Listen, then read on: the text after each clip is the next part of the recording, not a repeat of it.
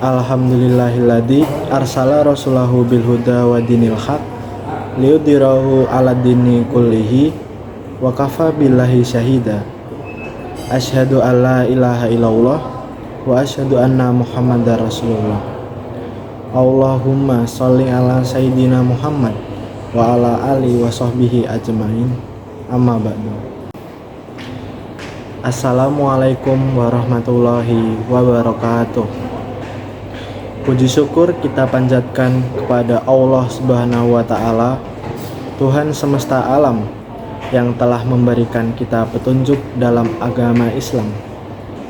Sholawat serta salam semoga tercurah limpahkan kepada baginda Nabi besar Muhammad Sallallahu Alaihi Wasallam, utusan Allah yang membawa rahmat bagi seluruh alam.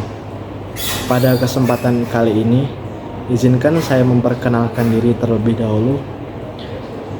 Perkenalkan, nama saya Yusuf Ardiansyah dengan NIM 60 70 42 40 0066 dari Fakultas Ilmu Terapan, Program Studi D3 Manajemen Pemasaran, akan menjelaskan materi dengan tema Manusia adalah Khalifah fil Ardi. Materi tentang manusia sebagai Khalifah fil Ardi dalam Islam meliputi 1. Arti Khalifah fil Ardi, yaitu manusia sebagai wakil Allah di bumi. Yang kedua, tugas manusia sebagai Khalifah, seperti mengisi bumi agar makmur, sejahtera, dan adil. Yang ketiga, kewajiban manusia sebagai Khalifah, seperti menyelesaikan perselisihan, menjaga sikap sabar, dan menunjukkan kehormatan. Yang keempat, konsep pelestarian lingkungan dalam Islam. Yang kelima, kunci manusia sebagai Khalifah fil Ardi, yaitu ilmu pengetahuan, sains, dan teknologi. Berikut adalah beberapa penjelasan mengenai manusia sebagai Khalifah fil Ardi. Yang pertama yaitu, manusia dipilih Allah sebagai Khalifah karena Allah menciptakan alam ini untuk manusia dan dipercaya manusia dapat memimpin di muka bumi. Yang kedua, manusia harus mempresentasikan dirinya sesuai dengan sifat-sifat Allah. Yang ketiga, manusia memiliki tanggung jawab untuk memakmurkan bumi. Yang keempat, manusia harus hidup sesuai hukum alam, seperti menjaga keseimbangan ekosistem. Yang kelima, manusia harus berbuat adil dan tidak mengikuti hawa nafsu. Pada surah Al-Baqarah ayat 30 dijelaskan tentang manusia sebagai khalifah di muka bumi. Surah yang terdiri dari 286 ayat ini tergolong ke dalam surah Madaniyah. Al-Baqarah sendiri memiliki arti sapi betina. Pada ayat 30 ini, surah Al-Baqarah menjelaskan terkait penciptaan manusia. Berikut bunyinya. A'udzu billahi minasyaitonir rajim. Bismillahirrahmanirrahim. Wa id qala rabbuka lil malaikati inni ja'ilun fil ardi khalifah qalu ataj'alu fiha may yufsidu fiha wa yasfikud dima wa nahnu nusabbihu bihamdika wa nuqaddisu lak qala inni a'lamu ma la ta'lamun. Artinya, ingatlah ketika Tuhanmu berfirman kepada para malaikat, sesungguhnya aku hendak menjadikan seorang khalifah di muka bumi. Mereka berkata, mengapa engkau hendak menjadikan khalifah di bumi itu? orang yang akan membuat kerusakan padanya dan menumpahkan darah. Padahal kami senantiasa bertasbih dengan memuji Engkau dan mensucikan Engkau. Tuhan berfirman, sesungguhnya aku mengetahui apa yang tidak kamu ketahui. Quran Surat Al-Baqarah ayat 30. Tafsir Surat Al-Baqarah ayat 30. Dalam Surat Al-Baqarah ayat 30, Allah Subhanahu wa Ta'ala memberitahukan kepada para malaikatnya bahwa Dia akan menjadikan manusia sebagai khalifah di bumi. Karenanya, para malaikat bertanya, "Mengapa demikian?"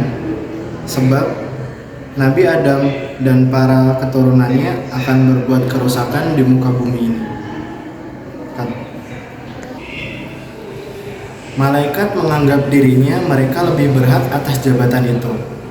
Sebagaimana yang kita ketahui, malaikat adalah makhluk yang selalu bertasbih, memuji, dan menyucikan Allah Subhanahu wa Ta'ala. Tiada hari tanpa beribadah bagi mereka. Allah Subhanahu wa Ta'ala menepis anggapan para malaikat. Sang Khalik menjawab bahwa Dia mengetahui apa yang tidak diketahui oleh malaikat.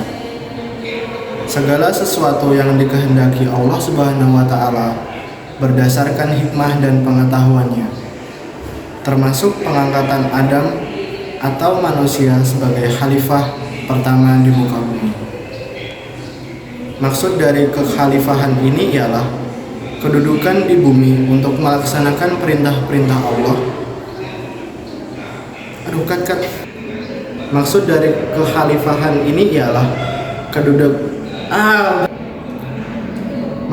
kekhalifahan ini ialah kedudukannya di bumi untuk melaksanakan perintah-perintah Allah Subhanahu wa Ta'ala, memakmurkan bumi dan memanfaatkan apa yang ada di dalamnya.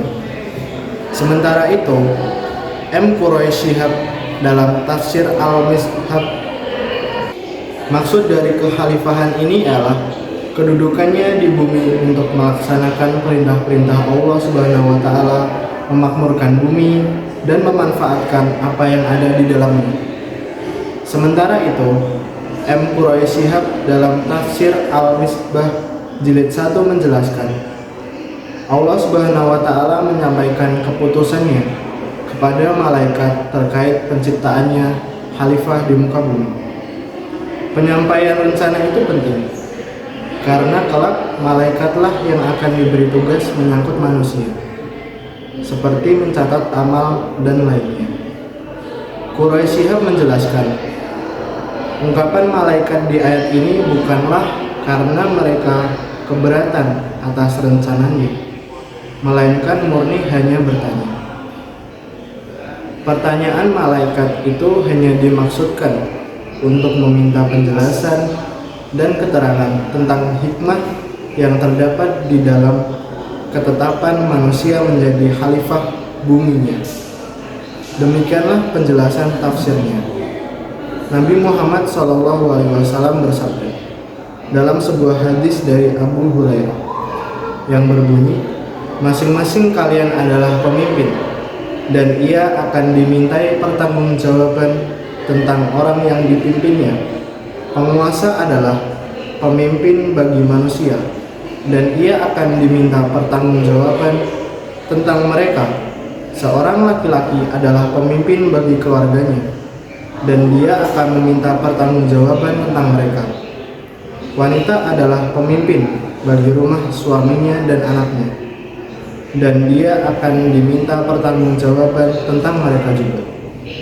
Seorang budak adalah pemimpin terhadap harta tuannya dan dia akan diminta pertanggungjawaban tentang harta yang diurusnya.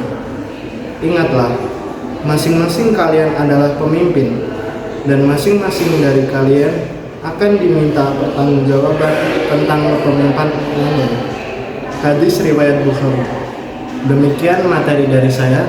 Wassalamualaikum warahmatullahi wabarakatuh.